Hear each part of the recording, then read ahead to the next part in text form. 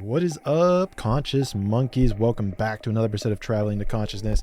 As always, I'm your host, Clanky Terry, but if we're being honest, I guess I'm technically not going to be the one hosting this because we are here for part 3 of the podcast with Jonathan and Jacob. I hope you guys are enjoying this. If you guys are enjoying this, hit up your favorite podcast host and tell them to bring me on, especially spiritual ones, because I know, at least I think, this message would resonate with people spiritually. But anyhow, get ready for part 3, because in part 3, we are going to talk about how money needs to become physical, how IRS was buying up all this ammo. Like, why does the IRS need ammo? And we get into how this is truly a spiritual war. And then we get on to talking about the future and what the future holds. So I hope all of you guys are ready for this action-packed podcast episode, part 3 with Jonathan and Jacob. So guys, as always, take it away.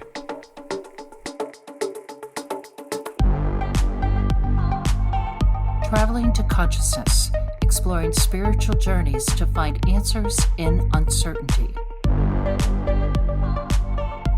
It's the same thing as left and right, red and blue. You know, if you don't have a profound understanding of exactly what's going on, then the people who you trust in, you're now believing what they say. I'll throw this out. The same points that I made about the whole Ukraine and Russia situation. If you couldn't find this place on a map 8 months ago, then you have no basis to stand on your opinion on the matter.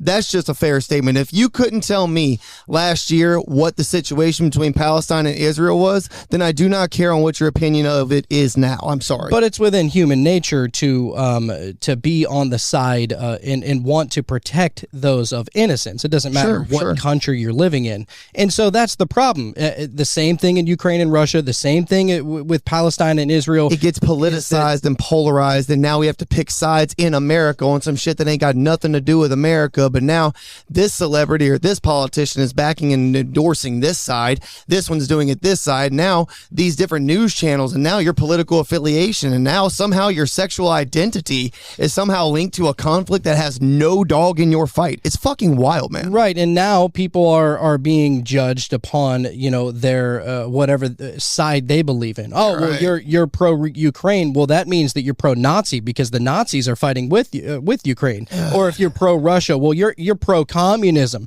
And see how these things can become very polarizing. The same thing going on in Russia or in Israel and Palestine is that a lot of people want to look at that as saying, well, you know, the Gaza Strip is really Palestine's, but no, it's really Israel's. Oh yeah, it's like an open air prison. Have you seen the videos of that quote unquote open air prison 2 years ago? The tourism videos that came out?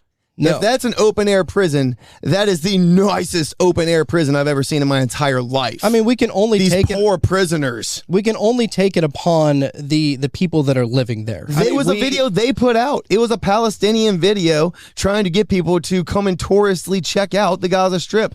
They were making it seem how awesome it was and how fun everything was and how free they were. Now, all of a sudden, it's the biggest open-air prison on earth. Like, whoa, dog. I mean, you know, we can only hear from each side, and, you know, we're not there to really see what's going on. This is why journalism is so corrupt. You have to test the source, man. Yes. You can always, it's just like, what's his name out in California? What's the... Which one? There's a lot of them.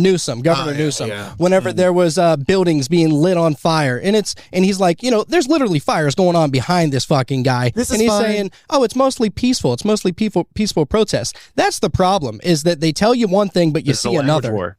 Right. This is the language war right here. This is all what it's all wrapped up in, right? Is if you can attack someone's language, now you can't even have a conversation about what's actually happening, right? Peaceful protests. Okay, they were rioting. Like, let's call a spade a spade. Let's not try to keep changing the language. And I even saw this recently with the idea of slight topic shift, but the idea of like democracy versus a constitutional republic. How many times have we told, oh, we're going to invade this thing in the name of democracy, we're a democracy. You look at the Constitution, you read it, we're a constitutional republic, which is very different than a democracy. The reason that we are not a democracy and that we should not become a democracy is because they always tilt towards tyranny. And quite frankly, the irony of it is if you want to talk about empowering minorities, democracy disempowers minorities substantially. So to feel and to think about whenever the left, the Democratic Party, hilariously enough, wants to be on the side of minorities, if you're for democracy, you are not for minorities. So this is another part of that language war, is that we live in a constitutional republic and we need to start acting like it. Dude, let's go in on that for just a second, because I don't think enough Americans understand what you just said. So here's the difference, ladies and gentlemen. In a democracy, the majority rule is the standard of the day. What that means is that the minority groups are always going to be ostracized and will never have their voices be heard, period, ever. I'll give you an example of this, and yes, this is a extreme contrived example, but in a true democracy, this would be accurate. Me and my family moved to a new state, new city. We don't know anybody. And for whatever reason, maybe a religious reason, maybe a racial reason, maybe just because they don't like the fact I have a beard reason, doesn't matter. The local community comes together and votes and says, you can't live here anymore. Now, in a true democracy, it does not matter that I legally bought this land and that that's my property and my house and you can all go get fucked. That doesn't matter. In a democracy, they can literally majority rule you out of your situation and you have no personal freedom, no personal rights. In a republic, yes, there is a bit of voting that takes place, don't get me wrong, but there's also stipulations as to who can vote. Okay, and everybody has an equal say based upon what they contribute to society. And then you do, in fact, have personal freedoms and personal securities that are granted to you on the individual level. Well, the whole idea of democracy, I mean, to dive in a little bit even deeper as to what that actually means, think about what eminent domain means, bro. Eminent domain says that, well, that's the people of the community say that your land is more valuable to the community than it is to you. And now if community votes on that and it goes with, with said government or community, whoever's trying to take your land, well, now they can do that. So what does that exactly mean? See, what that means is that you don't own shit if they can take it from you. What that means is that, the government or the country is allowing you to live there until they need that land for something else that is for the better of the community, which is, is that not an infringement of rights in general? So yeah, I get your point on democracy and how it shouldn't exactly be democracy. It's a republic democracy. Yeah, there's a good saying. I had to look it up just to make sure I got it right, but it's a beautiful quote that'll summarize this perfectly. Democracy is like two wolves and a lamb voting on what to eat for lunch, but a republic is a well-armed lamb contesting the vote. Preach. Yes. That's good beautiful. God, I'm stealing that. That's great. Who do you know who that was actually said by? It says a classic saying. Let me look it up. We should give that credit to whoever said it. Because whoever said that needs props. My God, if that couldn't be like drawn more perfectly. Like, yeah, you could have it, but over my dead body. Right. Exactly. I love it. It's crazy. That's how it should be. So, or as the Spartans said, right, Milan Labe, come and take it, if you will. Just bring it, as The Rock used to say. Or as the Texas said with their one cannon at the Alamo, come and take it. Come on. You want it? Come on, get it. Come get some. Let's go. Dude, I like it a lot. Anyway. So yeah, while you're looking for that, I do want to show a little bit more of your policies of which you're hoping to implement. I really do enjoy a lot of this. I wanted to go into this whole gold standard, and now maybe this would be able to help with inflation because there is a set amount of gold, and that's obviously the argument behind Bitcoin is that there's a very limited amount of Bitcoin, and that's why it's so expensive. Whenever you have IOUs and thank you notes, I mean Federal Reserve notes that aren't backed by shit other than debt, then obviously that's what allows inflation. Some people will argue that inflation is good for the economy because it allows for the new things to be made, like certain like whenever you funnel money into more progressive ideas such as new technology and stuff like that, then inflation is good. But I mean, I would subject to say that inflation is an overall bad thing. I'd say it's always bad, honestly. How exactly do we get back to the gold standard? And I mean, what is your opinion on like how you would be able to take somebody's monetary value and then you would really ultimately be decreasing it into, what that dollar equates to as far as, what is it, an ounce of gold, a quarter ounce of gold, an eighth of an ounce, and then you start getting into grams and stuff. So how do you plan on implementing this whole gold standard? So an important part here that I would highlight is that this is where personally I'm not 100% sold on the gold standard. This is the American Congress Party. Their position is the gold standard. Okay. We've had internal conversation about this, and I'm trying to understand it more. And a part of this is reading books like The Web of Debt, which talks about how, we were on the gold standard, where's the power of the purse and things like this. And this is certainly, without a doubt, a section of our system that does need to be upgraded. I personally, for my campaign, I'm not 100% certain that 100%. Like I trust the people within my party, but I'm not going to confidently be able to sit here today and say that the gold standard is the path forward.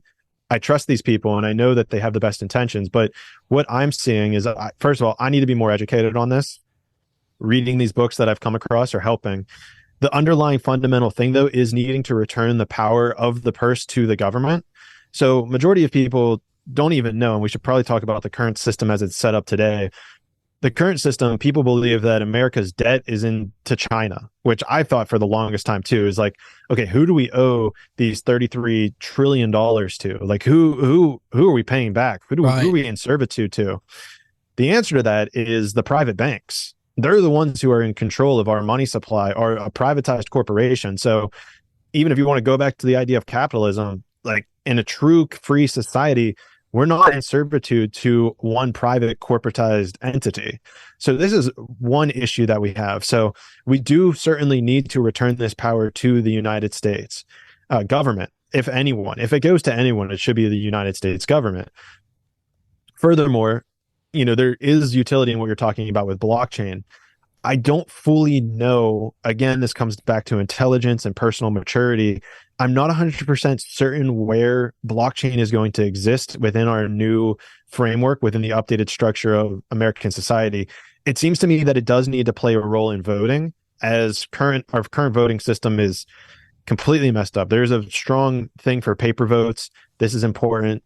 I do think that there is a need for blockchain in the future. I don't exactly see it yet, so I want to be careful in what I'm saying there. Back to the gold standard. We do need to fix our current system. We cannot have the Federal Reserve, these privatized banks, making the call on what happens with money. We've seen no shortage of the IMF going in and destabilizing currency in foreign countries to force countries to get backed by the gold standard. On top of this, we are seeing tremendous inflation because of just the absent-minded nature of just printing money without seeing a way in order to pay it back. This is where tourism comes in. And if we can increase our tourism within America, then we're able to have a way to pay back this debt. So it's definitely a big issue. Dismantling the Federal Reserve, returning that power to the people is a huge way, and definitely the thing we need to do. But I cannot confidently say at this moment. In the future, that might change. I'm currently doing a bunch of research on this issue. I know that the party wants the gold standard. I personally trust these people who have said this, but I personally have not seen how to implement that. So it would be disingenuous for me today to say that that is for sure the way forward. So I definitely want to be as honest and transparent as that. But definitely getting rid of privatized banks and returning that power to the U.S. government is certainly a fundamental piece of this. Couldn't agree more. So as far as the argument for blockchain and stuff is that, a lot of that is done in code, and who has access to that code, who has access to those transitions. And the question goes into, well, why should somebody have access to the information that is being sent, or the monetary value of said Bitcoin or Ether or whatever you're using? And it's essentially like if the government were to get involved in understanding and knowing exactly where each transaction comes from, well, now that opens the door to being able to tax things that, maybe used to be back in the day were never taxed. And that's why a lot of people used to deal with money, because it was kind of off the books in a certain sense. Whenever you start to get into this digital age where, you got online banking and everything, most transactions are done through, Cash App or you name it, PayPal, or any kind of Bitcoin account, or, whatever like that. And the big worry that a lot of people have is that, there's no there's no transparency in who's able to see that information that's being sent back and forth. And so getting back to the gold standard, well, I mean, if I wanted to go up to you and buy, I don't know, something that's illegal, well, now I don't have to worry about that being tracked. I could just give you the monetary value. Maybe I wanted to buy some weed off of you or something like that. Well, in a lot of states, that's illegal. Well, whenever you start to get into this tracking of the money system, it's a very fickle thing. It doesn't really matter as long as, you know, if you're into Bitcoin or online banking, because everything's being tracked. And so that's why I kind of wanted to bring up your whole idea of, you know, getting to a gold back standard. But, you know, you're very transparent in what you say, that, you know, you're kind of on the fence of it and you're still trying to learn a lot of it. And even to touch on that, you bring up a really good point, or at least it's making me think of a really good point that you've kind of touched on that we should dive into for a bit here. Our current monetary system isn't based on really anything physical. It's really just up in the air. The government's like, we need $100 billion. And then the private banks say, okay, here's $100 billion, pay us back at some point in time. So the problem with that is that it's not concrete, which makes money floaty. It makes it just in the air. There's nothing physical that backs it. And so this is a part of the conversation that has me leaning towards the gold standard, or even like what you're saying with Bitcoin, where it's something a bit more physical. And especially with blockchain, you know, it's decentralized, which is beautiful. Decentralization is amazing and will certainly be a beautiful thing. We need to do that with businesses. We need to, you know, in the business framework, we need to make it more employee owned, as opposed to selling our businesses to the BlackRocks and the Vanguards and the State Streets of the world. And so that's another conversation. But the point with money is that it needs to become physical. We do need to have a way to have a physical attachment to money. Otherwise, it's just going to be floaty, and it can just float to infinity. Look at what's happening in Venezuela. You know, there's people making like these, it's actually kind of cool, these ornate structures of, like artwork out of their bills, but their bills are like 10,000 units of their currency, and they can make a really cool piece of artwork, but it's going to be trillions of dollars in their currency. But then in US, it's like $20. Right. So, you know, we definitely need some way of making money more physical and attaching it to this physical world so that it can't just float off into infinity. Well, in a way that you suggest is kind of by doing that is by eliminating the IRS. Now, I know that a lot of people can really get behind that because, you know, there's even been a flood of people who have worked for the IRS, and they start to learn exactly how the system works. I don't know if you've seen those videos. They're like, hold on, the IRS is not like it's not a governmental entity. It's a private organization. It has no right in our government. And so that's why a lot of people, you know, they're like, yo, I mean, taxation, you know, without representation is theft, right? Correct. Well, I mean, if you're not being properly represented, which the IRS is not properly represented because it is not an arm of the government, it's a separate entity. And so I do believe that by eliminating the IRS, that, you know, it would definitely be an overall good to, you know, everybody, really, right? Oh, for sure. We just touched on it earlier about how these government agencies can go to the IRS and say, oh, we misplaced billions and trillions of dollars, and nothing happens. Yet you have Susie, exactly. We have Susie down the street who misplaces $2-3, and then they carry out a whole raid on her house. I mean, what was it? I think was it Obama or maybe it was Biden's administration where they started arming the IRS. Like, I was going to say, let's not forget that literally last year, the year before, they started taking in people to the IRS to be the armed wing of the tax service. Well, let that one marinate, y'all. And not only that, they're asking you to put on your tax forms what you stole, bro, and the value that of stolen goods. Wait. The thieves also have a little form? It's crazy, dude. Yeah. It's crazy. It doesn't make sense. I didn't know about the theft clause. That's pretty fucking good. Hold on. So you're telling me, like, if I just went and like robbed a little liquor store, like rioted and like kind of plundered a building and took on a couple grand of, you know, new merchandise, when I go to claim my taxes this year, I better, you know, account for that so that everybody knows what I actually have. That's about the dumbest shit I've ever heard in my life. Account for your stolen goods, which is absolutely crazy. Here it is. Yeah. Illegal activities. Income from illegal activities, such as money from dealing illegal drugs, must be included in your income on Schedule 1, Form 1040, Line 8Z, or on Schedule C, Form 1040, if your self-employment activity. stolen property. If you steal property, you must report its fair market value and your income in the year you steal it, unless you return it to its rightful owner in the same year. Wow. Could you imagine your local, thief or criminal or drug dealer or whatever filling out their tax forms that year to make sure Uncle Sam gets his Don't do cut? taxes. Oh my God, tax dude. this dick, Uncle Sam. Are you kidding me? I never met a drug dealer who claims his drug. I've never met a drug dealer that It's was so like, crazy. I really like the United States government. Let me tell you about them, But what's even weirder is the fact that, that is going to, like, let's just say that somebody is dumb enough to do that, which I can't imagine there really are people can't. that do that. But let's just look at it for what it is. If there is somebody who was to upload that information, this is the amount of money that I made, as a 1099 tax employee, and I'm going to report that. Well, what would be the actual reason for wanting to do that? And also look at it conversely from the IRS's end. The IRS is saying, I don't give a shit what illegal activity you got going on. We gonna get that money, son. I could actually see this being brought up to somebody like who's already in jail. Like, let's say like a jewel thief or some shit. He's already in jail and they've already got him behind bars for X amount of years. But now they want to make sure that they get collection for all the damages stolen.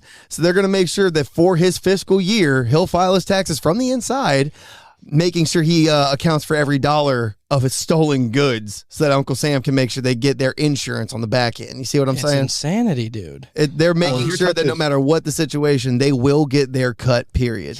That's wild. To emphasize that. Yeah, to emphasize that they'll get their cut. I just pulled up an article, it looks like it's from the New York Post, dated May 2nd, 2023. IRS has spent $10 million on weapons, ammo, and combat gear since 2020. And that's the American taxpayer dollars are funding this. A new report shows that the IRS, the Internal Revenue Service, has been stocking up on weapons, ammunition, and combat gear to the tune of $10 million since 2020.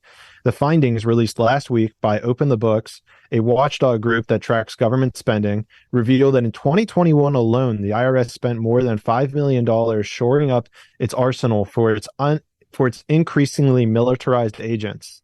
Since 2020, the oversight group found the IRS has spent $2.3 million on ammunition, $1.2 million on ballistic shields, $474,000 on Smith & Wesson rifles, $463,000 on Beretta 1301 tactical shotguns, and $243,000 on body armor vests. So the American taxpayers are paying to arm the government. Like, that's not even the government. Illegal? That's the IRS. That's true. That's a private entity, bro. Thank you for pointing that out. Yeah.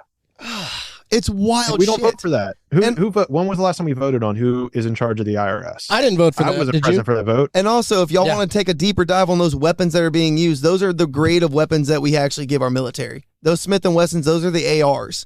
Those shotguns, those are like the tactical shotguns that you see for breachers and shit. Like, it's not like this is expensive stuff. It's military grade, meaning it's made by the lowest bidder. But my point is, there is, first off, no reason the IRS should have weapons, period. Like, fucking period. Stop. End of sentence. Yeah. That right there. Second, the fact that they're getting this is the same group that screams that we shouldn't have military weapons on the street, blah, blah, blah, blah, blah. But y'all are giving them to the literal IRS. All right. Right. And then the amount of money that is spent on that, keep in mind, that is like the lowest bidder amount for the dollar or for these weapons. And they bought all of that ammo during 2020 and 2021. Does any of you, I don't know if you're a gun guy up there up north. I know that I am, Jonathan. I know Pennsylvania's a big hunting state. Well, but difference is how much ammo did you buy at that time? Because at that time I was stocking up as well. Ammo prices went through the roof because of what happened in Russia, and through the roof because of what happened in Asia, and all this shit. Like, AK rounds that were 25 cents a round became like $1 a round for a good long while there. So in the middle of all of that, the IRS is just throwing money into the dumpster fire to make sure they stock up on guns and ammo. Think about why they would even need guns and ammo. Think about the role of the IRS. Let's say the IRS is trying to collect money. Well, let's say you got said citizen who's like, nah, fuck you. I'm not doing that. Well, the old way of what you would do is you would throw him in jail. What's the old mob boss that got, even the IRS was able to take down, what's his name? Oh, Al Capone? Al Capone. That's how they finally got him. But he went to court. He went to jail. There's due process with this. You start arming the IRS agents with this shit nowadays. Well, now they're gunning down Al Capone. See, that was Treasury agents that came after Al Capone. It wasn't the IRS, because that was kind of in a weird time when the IRS was in its forming years and things like that. But nowadays, it wouldn't be government agents who have been sworn in and have a badge and like are actual government employees. It's going to be your tax collector, literal IRS agent, private entity, private source, completely, who's coming to knock on your door, arguably with a piece on him, dog. We're seeing the evolution of the mob boss, bro, is really what's happening. This is the full-on shakedown. Legalized mafia. Yeah, legalized mafia. It's a great way to put it. And to get to your reduction of taxes, which also, you know, it fades into the IRS, obviously. You have a couple of objectives here that I really want to put out there, because I know a lot of people will probably agree with this. You want to let Americans keep more of their own money. I don't see any issue with that, as we should. Stimulate the economy to grow. Americans know how to best use their money. You want to eliminate the IRS and reduce taxes by over 90% by repealing the federal individual income tax, capital gains taxes, corporate income tax, payroll taxes, and estate and gift taxes. And you only think that people should be taxed whenever you buy something. And my God, if that's the way that it would be, then, you know, people probably wouldn't be complaining about $15 an hour if we ain't got to get it taxed from here and taxed from here and then taxed from here. We're taxed six ways to Sunday. Bro, I saw the math on this one time. It was like, if you gave everything, take away all income tax, property tax, all these things, strictly sales tax, and you would make it 15% on every item, whether that's a home, whether that's a candy bar, doesn't matter, 15%. 10 goes to federal, 5 goes to state. They proved that will make so much more money for the country and keep so much more money in the pocket of Americans. It is insane. It would literally be an overnight solution to so many problems. But of course, we can't just do that, because that's unfair for some reason. You're doing my selling for me. I don't even need to talk on this. That's exactly it. I mean, it's true. Exactly it. Yeah, dude. Yeah. And so what you were getting into here is implementing a fair tax plan. What exactly does that really entail? That's essentially a name. The name that I've found for the most common thing that's being used. It's exactly what we just talked about. Okay. It basically is just the naming for that. That was like the most comprehensive thing I've found that is doing exactly what we're talking about. It's about a 15, I think they say 20%. Okay. We can ballpark that number, 15 to 20%. I'm not, you know, we can look at the numbers more in depth, but the core crux of it is getting rid of all of these ridiculous taxes that have completely destroyed generational wealth, that have completely destroyed farms, that have completely destroyed families. And only the people who it hasn't destroyed are the ones who have paid for understanding the tax code. They hide their money, they ship it overseas, they put it in different places so that the IRS can't find it. And they know how these work because they have paid the politicians in order to create the tax code in such a complex way that only they know how it works. So yeah, I mean, the fair tax plan is really the best one that highlights this, but it's everything that you guys just talked about and stated. I mean, which is interesting. I'm sorry, but which is interesting whenever they look to bastardize these people who have learned how to game the system, and all you're really doing is learning how to beat around the bush and not have to pay taxes to the IRS. You know, we bring up Donald Trump here for a second, and that whole idea of let's see his taxes. We want to see his taxes. We want to know how much money he funneled into the economy. And eventually they got the taxes, and they saw, wow, yeah, he really didn't funnel that much into the economy. And they were trying to bastardize that. But the problem is that there is a legal loophole to, you know, getting around a lot of these taxes by implementing and basically putting a lot of that money back into the economy or in, you know, a treasury account or something like that. And so they try and bastardize the people that figure it out so that, you know, you don't go and figure that out yourself, because they're trying to suck as much money as they possibly can from you, right? Well, the irony is think about how many jobs Trump has created in his companies. Like, he's created so many jobs that to say he's not putting anything into the economy is very laughable. But on top of all of this, I you know, it's, to me, I sit here and I'm like, yeah, like, that's a smart thing to do. If you know how to do it, that's smart. But that is not how we should be setting up our system for the good of all people. I mean, there was a famous segment when he was in the running with Hillary Clinton where she was like, oh, he hides his taxes and he doesn't pay any tax. And he's like, yeah, he's like, that's the way the system is set up. He's like, you can look at all the donors of Hillary's, and that's exactly what happens. So, you know, again, I'm going to sit here and say, like, it's smart to do that if that's the way the system is set up. But we need to upgrade this system so that we don't need to do that, so that the average person doesn't need to waste years of their lives studying the tax system so that they can have more of their money. Let's just simplify it all. But of course, arguably the powers be don't want that. But we're going to focus on a system, again, going back to focusing on the reality that we desire. We're going to focus on the reality where only being taxed when you spend your money as being the reality, because that's where all Americans will be prosperous. We have so much money, so much wealth, so much ingenuity in this country that we can all live like kings and queens. It really is true, bro. People don't understand how much of a lottery that they really did win by being lucky enough, and I, for my beliefs, would say blessed enough to be born in America in this day and age. Yes, I understand there's a lot of work to be done, and it is not a perfect paradise, no doubt. But as compared to a lot of other places that you could have accidentally been born at this day and age, people in America got hooked up. I'm just throwing that out. Even the most abject poverty in America is doing better than abjectly half of the earth currently. That's a fair statement. That being said, as we're talking about the tax system and everything that it is, like, people, just to throw it out, somebody buying a $100,000 house would get X amount of dollars taxed out of them. Okay, and that would be it. Donald Trump buying a $4.9 million mansion would get taxed an equal percentage to the person that got taxed for the $100,000 house.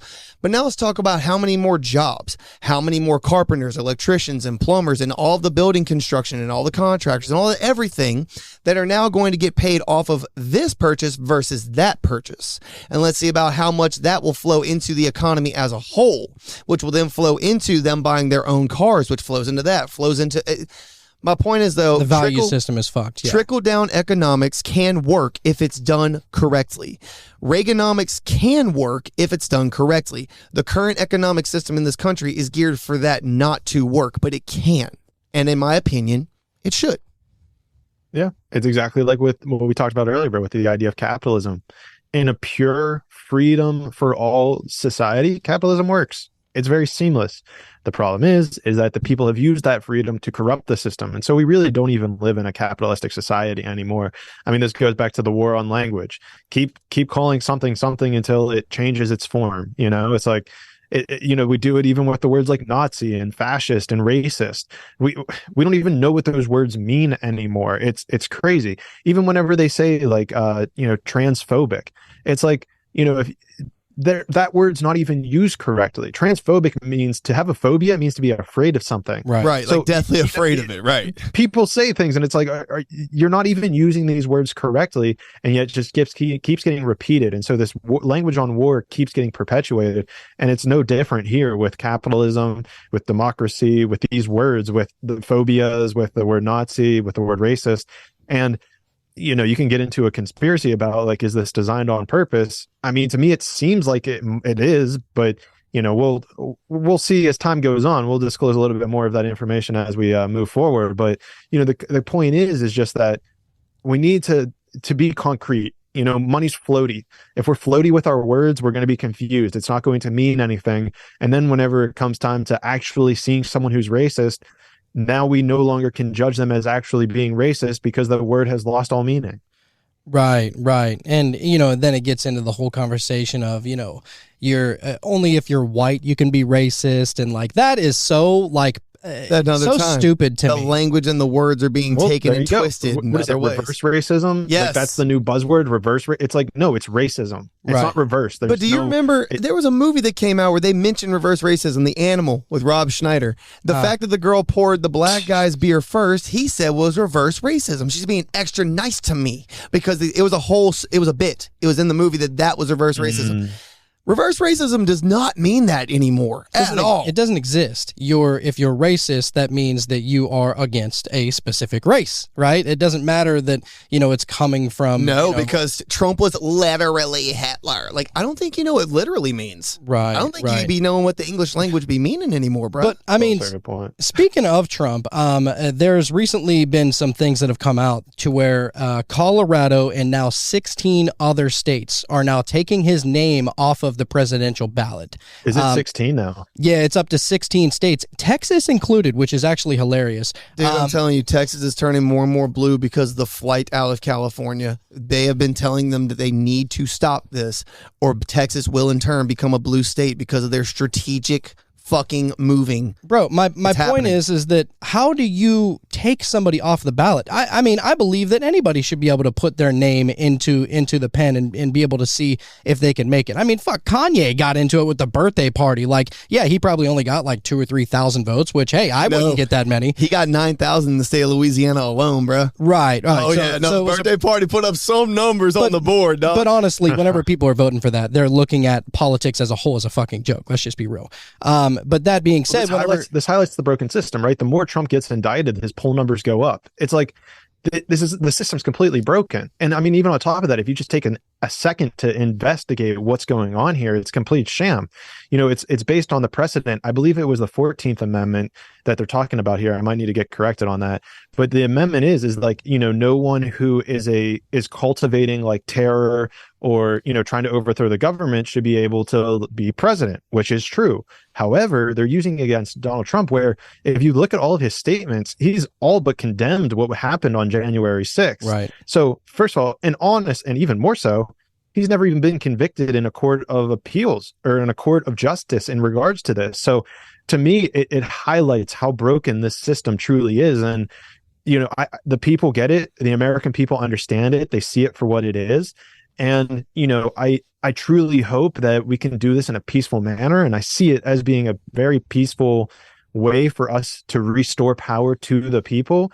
Again, we just have to focus on that peaceful path in order for us to restore that power. Right. Well, and I think that on the surface, right or not, you need to understand that a precedent is being set. Like, okay, like if you're anti-Trump, then seeing him not on the ballot, you're like, all right, yes, thank you, thank God, right? Because the people or the side of the government of which you represent are being saved and they're not being messed with, and you're on the side of the good and you're on the side of the winner, right? But wait until that pendulum comes back around, bro. And what's going to happen is that you're going to get caught sleeping with the bag. And what that means is that eventually your ideals of how you think humanity should be run and how we should be governed, that's going to become outdated. Now the precedent that you set on taking out Trump based upon what he believes, well, now you're the person who is receiving that bastardization. Now your words won't have any effect and you won't get your voice heard. So I think by taking people out like Trump and essentially turning them into fucking mortar, let's just be real, then you know, it's an overall bad thing, but people don't understand the effects of all this and how that could trickle down into their lives eventually. Well, you want to talk about literal fascism. I mean, this is what that is. The silencing of a political opposition, yet we can't even use that word because then it's like, well, no, Trump's the fascist. It's like, no, you need to look at what's happening within the system. See, this but is then the again, fascism. the word itself, fascism, fascismo, means a military strong arm enforcing the law of the government. That word in and of itself has now been taken to mean something completely different. Exactly. Just somebody that has like a strong will about them that is counter your views. A fascist. Oh, I'm sorry. Is he trying to like militarily mandate the laws that he himself put in? Because I must have missed that one, dog. Right. I don't know. I must have missed when the fucking National Guard was rolling down the streets of America to make sure that everybody was obeying the speed limits set forth by our supreme leader. I must have missed that section of Donald Trump's fucking reign. You know what I mean? Right. I don't know. I don't know. Well, this comes back to the education system, right? And again, focus on what we can focus on, which is improving the education system, improving the awareness. Like what you guys are doing right here is great. Just this conversation is great. All the people that are listening, it's great because they're becoming more aware. They're being able to see the vision that we can create. You know, again, instead of focusing on, you know, the darkness that we're in, start focusing on the place that we want to go. Focus on the reality where the power is within the people. You know, meditate on this idea. If you're into meditation, even if you pray, like whatever your source or connection is with the divine, you know, being, the source, nature, whatever it is, can connect with that and focus on it. Ask it. Say, hey, how am I able to bring about restoring power to the people? How am I able to get to a place where we do have reduced taxes, as opposed to following this fear mongering that has happened time and time again. And we've slipped into it maybe a couple times within this podcast, but hopefully that's a good lesson of, even for myself, because I want to transcend this into a place where we're focusing on the reality what we want to create, as opposed to focusing on these political headlines that are made to capture us into a state of fear.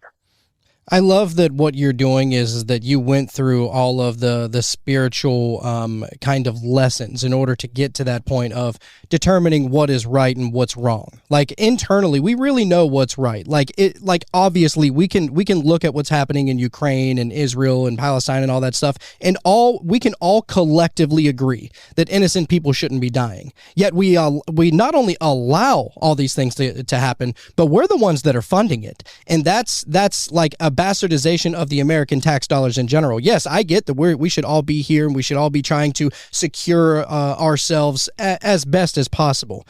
But, whenever tax dollars and money is going to, fund things that have absolutely nothing to do with us, then I think that, yeah, we do got to go kind of a little bit more internally and try and figure out, well, surely there's a right way to go about this, because the way that we're going about it it couldn't be farther from the truth. It's absolutely wrong. And that's where it comes back to the vision, right? Is like we're scrambling for that right vision, right? We internally know that these wars are wrong, but we don't have the vision, right? Is it Israel that we should prosecute? Is it Hamas we should prosecute? But again, this is a huge part of this platform, and my mission with campaigning is offering that true perspective, which is that we're on the side of the innocent people. We need to hold the leaders accountable. Anybody who is carrying out the commands or telling people to kill innocent people, this needs to stop. It needs to end. They need to be prosecuted for war crimes. And so again, right, it's about reading between the lines and seeing what the truth is. Where is it that I need to place my focus? And you're not going to find that in the media, because they don't want to give you that. Right. Yeah, it's sick, man. And that, what's going on in the news. Like, what's weird is that I saw this, and I probably mentioned this a long time ago, but there's a lot of MK Ultra that's obviously going on in the news. And what's really strange is the term the term of news is an acronym. Have you seen this before? That news is an acronym, meaning Northeast, West, and South. So that it spans everybody, right? And it's constantly just getting to everybody. And the problem with that is that, people are, you're tuning into a television program, and and they've done studies, after 60 seconds, you're falling into a light trance. Well, now your thoughts aren't your own, and you're sponging, you're becoming a sponge for all that information, to where you think that the thoughts that are yours are really somebody else's, but because you were in a light trance, you were MK Ultra'd. And that's really a big problem. And I think that a lot of people truly are actually waking up to that. That's why, a lot of these big news organizations are crumbling. Like CNN is hanging on by a thread, and probably Fox News and all of the bigger news programs, because people are seeing that, like, there's a polarity within these news programs that, look, we don't want, CNN's version of the news. I don't want Fox News's version of the news. Just tell me what the fuck's going on. It should be that simple. But whenever you're being MK Ultra to believe one thing or another, there's harm in that. And I do believe that, that's done on purpose. Obviously, it has to be. Well, there's harm in it, and maybe I'd offer this reframing, which is that it's going to be empowering. The more people that wake up to it, they'll realize how easy it is to slip into that. And so, it just it ties back into our bullying conversation of, we are in a sense being bullied by the news. And so once you're able to realize that you're being bullied, you can then shift your energy into understanding how you can overcome it. You can understand what ideas are yours, what ideas are not yours. And so for those who are truly open-minded and who are truly seeking new ideas, fresh ideas that are going to upgrade our system, that will bring us into an age of enlightenment, well, first of all, here they are. But more importantly, you'll be able to find those for yourselves. You won't have to have me tell you. You'll find it by connecting with your true, authentic nature. I agree, dude. Yeah, there's it's been said for a very long time that this is a spiritual war. And I don't know if a lot of people can disagree with that. So I do appreciate you bringing spirituality into, this into the governmental realm, because I think that it's absolutely needed, because a lot of these politicians, they send people off to war and they're not even thinking about the countless lives that are being stolen. The only focus that they're focused on is just, they have a certain objective that they're trying to get to, and that's all that matters. And it's taking the soul out of the human, and that's sad. I mean, I'm not saying that I'm anti-war by any means. I think that sometimes it's inevitable. Sometimes somebody's going to encroach upon your land and try and take what's yours, and I'll be damned if somebody's trying to take my shit. But that being said, whenever we're funding wars that have absolutely no reason for us to be involved, yeah, I mean, get out of there. But I mean, you also, like we always say, you got to follow the money trail. The Houthi rebels right now, if anybody's curious how and why they've gotten the rockets that they have, and you want to follow the money trail through Saudi Arabia and to American politics, it's not a hard line to track. You want to follow why we have spent so much money in Ukraine as opposed to anywhere else on earth, and there's 7 genocides currently being waged globally. Why is Ukraine getting all of our funding and resources and attention and time? Out of nowhere, this Israel thing happens, and now I'm just saying, as we mature and become aware of the world in which we live, you're right. We can then stand up to the bullies that is the news networks. We have the internet. We have live on the ground footage right now. We have the ability to test our sources and to have the discernment to make correct actions and correct opinions for ourselves. We don't have to regurgitate the information that's been shoved down our throats. We can, in fact, be free, independent thinkers. And I think that that's more or less what your party is trying to gear towards and trying to awaken, so to speak. You're not looking for the hardcore left or the hardcore right. You're looking for the people who are willing to actually input ideas into this country to make it what it should be. The age-old idea of don't tread on me, sir. Yeah, the middle, right down the middle. That's exactly what this party is it's, I mean, to me, and I feel like this gets overused, but to me, these policies just feel like common sense. To me, anytime I've talked to these people, nobody ever combats it. The big questions are like, where's the money going to come from? But that's a very easy conversation to get past because it's, look at how much money we're spending on killing innocent people. Let's stop doing that, and we will be a very rich country. Why don't we give that money to the people?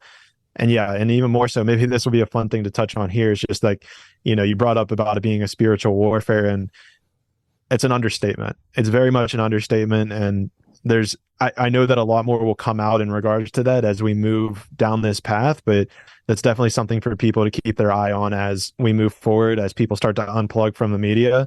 A lot more information in regards to that will come out in due time. Right.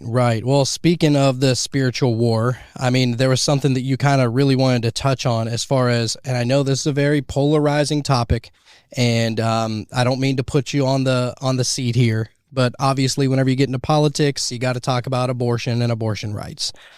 Where do you and your party sit on abortion or, illegal, legal? What are your thoughts on that? Oh, well, my thoughts is that we kind of just hit my cutoff time, and maybe this is not a conversation I think that can be had within 5 minutes. So I want to say this, like, again, I'm a huge fan of everything you guys are doing. So let's leave this as an open conversation. I'd love to, at your discretion, come back on anytime you guys want to ask.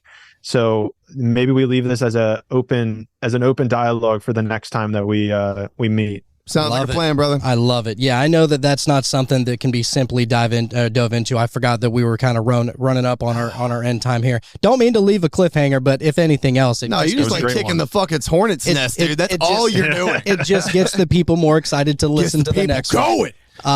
So yeah, I mean, thank you so much. I think you did it on purpose. I think you actually did it on purpose. You knew, right? He knew damn good well what time it was. He knew. Hey, politics, it's a dirty game, bro. Oh, you bastard! But we're cleaning it up. We're cleaning it up. Right, and that's all we can ask for.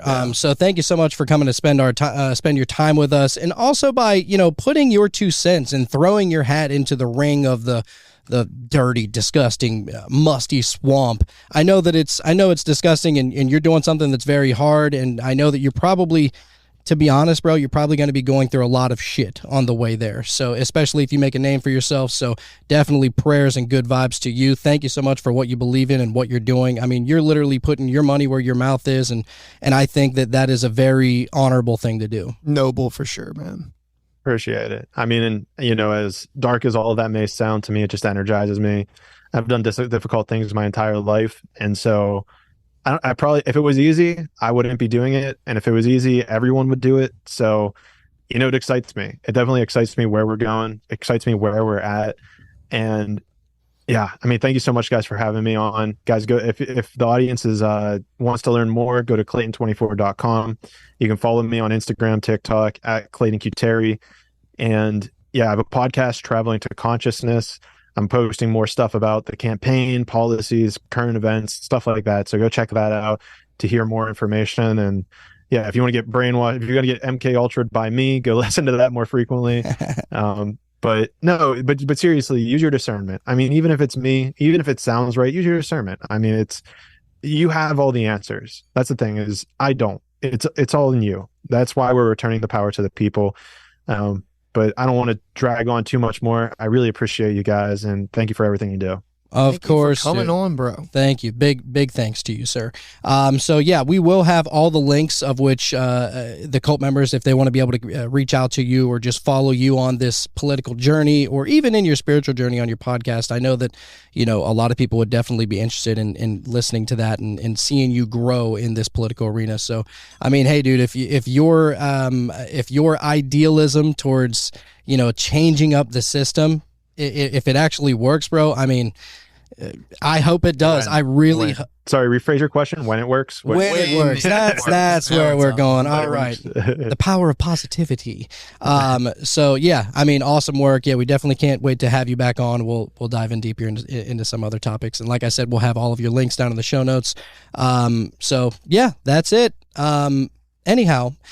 Until next time, this was another beautiful episode of The Cult of Conspiracy. And my name's Jonathan. I'm Jacob. And there's one very important, extremely vital piece of information we need you to learn just as soon as humanly possible. Open up that third eye.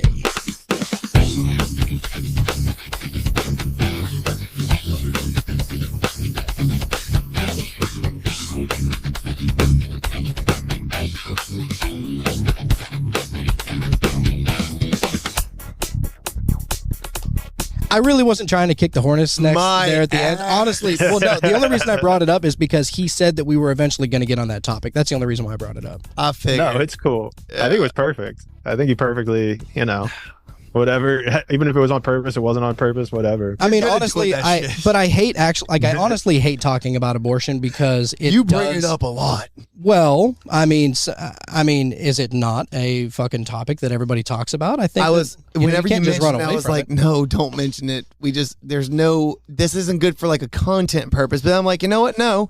This is a political conversation. Our boy is taking a platform, so it's like, no. If there was ever a way to, there was ever a right way to talk about it, it would be this way. This is, in fact, the time or place. Yep. So, yeah, no, but then, of course, the time ran out. So, yeah, we're going to have you back on, man. Yeah, dude, it's the ultimate cliffhanger.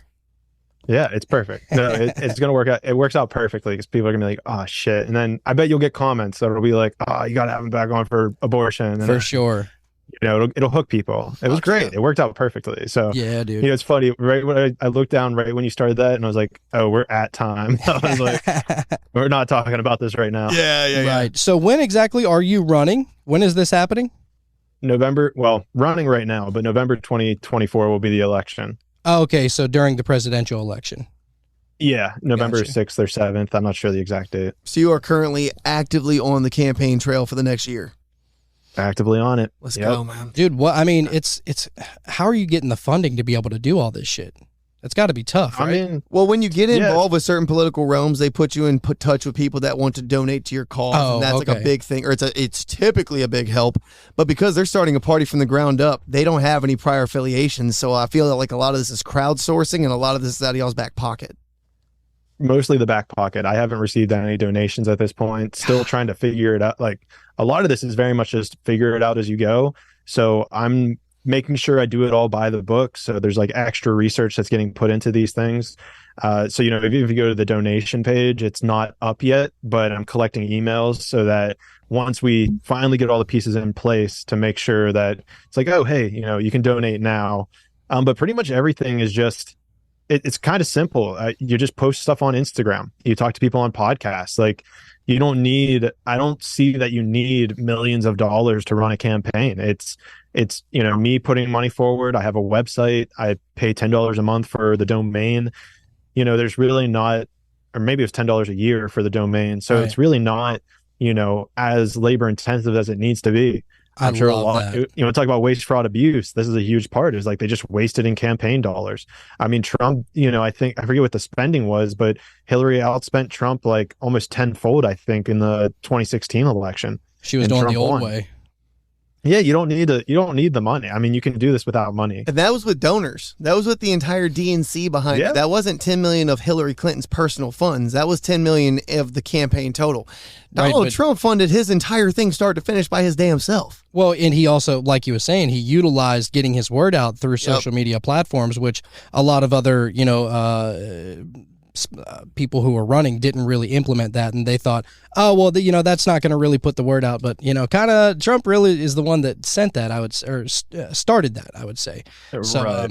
And I mean, especially with the power of TikTok nowadays. I mean, you just understand how to make viral content, which I've been training myself over the last 2 years to do it for the podcast, and now it's like, oh wait, here's even a more noble cause than the podcast. So let me just start making viral content for that, and. Maybe the quote unquote downside is that you don't get all of your ideas out there, but it at least starts the process of putting into people's mind, right? Like we're talking about this being a mind game.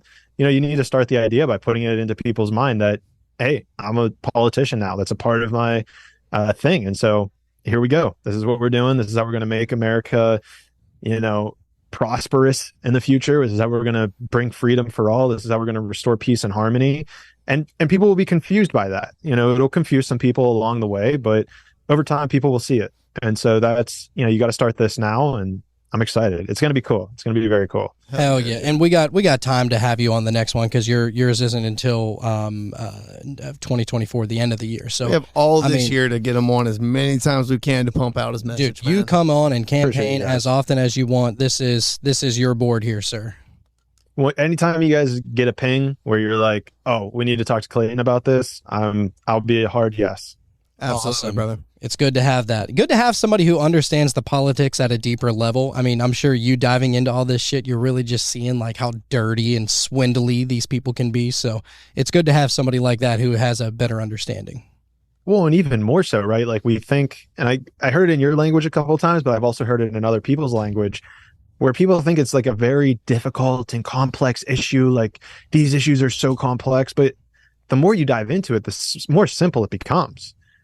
They don't have policies in place that they want to actually solve the problems. That's why it's difficult, because the solution that the people want is not the solution that the people in power want either. Or it's a difference, right? It's a different solution that they want. People in power want power and money. The people want, prosperity and what was the other one? No wars. They want peace. They want peace and prosperity. And so there's a clash there. How do you make both of those happen? And the honest answer is you can't. You can't serve yourself and the people. So once you start digging into it and you're like, oh, we could have all these solutions if we just serve the people. Oh, well, these are easy solutions. And that's essentially what this platform comes back to, is like they're very simple solutions, but they seem very confusing and, weird and whatnot, because no one else has talked about them, because it's not what they're allowed to talk about. Yeah, dude. Yeah, all the way. So yeah, we'll definitely get you back on here, dude. I know you got shit to do today, so we'll let you go ahead and get to it. We got another show we're getting ready to do on the beginning, or the genesis of Christmas, if you must. So that's going to be a fun one. It's going to be the Christmas Day episode. So we're really looking forward to that. Yeah, I don't think Jesus was even born on Christmas, right? It was like April or something. It's an argument if it was sometime between spring and summer, based off of what fields were being grazed in by what animals per that area of the world, per the time of year that it's supposed to have happened. I'm so happy we're talking about that and bringing that up. That's great. Later on, it was like big festivals around the winter solstice, and Yule had its own thing, and they had Saturnalia going on. So there was like already massive festivals across all cultures at this time of year. So it was like, hey, I got an idea. Let's just smorgasbord this shit and make it about a baby. Y'all with me? And everybody's like, yes. Dude. So anyway, we're going to do an episode on it. Yes. That's dope. I'll have to tune into that one. Hell yeah. Man. All right, Clayton, we'll let you get out of here. Appreciate you guys. Of course, brother. Anytime. Thanks for doing your thing. And I can see you guys are killing it. So I'm very happy for you guys. It's so cool. Doing our best, man. That's all you can do. All right, brother. We'll talk to you later. All right. See you guys. Peace. Peace. So hopefully you guys enjoyed that podcast. I have been in contact with Jonathan and Jacob recently, and hopefully we're planning for another episode to come out shortly. Hopefully they'll dive into more stuff. Hopefully we'll get to that abortion conversation, which is a very important one, and I know can trigger a lot of people. So as always, let's remember to stay calm during these conversations, because staying calm will always produce the best outcome for everyone. And at the end of the day, hopefully that's what we're all striving for, is the best outcome for everybody. So with that being said, I hope you enjoyed this series, this type of programming, because I enjoyed it. So hopefully you guys enjoyed it. And I appreciate any feedback. If you live in Pittsburgh, let me know, because I am starting to collect signatures. I need 4,000 to get on the ballot in the 17th district. So if you know anyone that lives in the 17th district of PA, send them my information. Like, let me get a signature from them, because this is going to be done for all of us. Like, it's more than just me. I need people on the ground relaying this information to other people. That's how we're going to get this message out, is by word of mouth. I don't have millions and millions and billions of dollars to spend on this campaign like majority of the other people who are in contention. So it's up to us. So if you guys want this future to be a reality, you got to help me as much as possible. And with that being said, I do take 100% responsibility for it, which I think is something that a lot of our leaders in today's society do not do, which is take responsibility. But that's a whole different conversation. I want to let you guys go, because I've appreciated that you've taken this much time to listen to me. So with that being said, if we don't talk in this dimension, then I know for sure we will be talking when we see each other in the 6th dimension.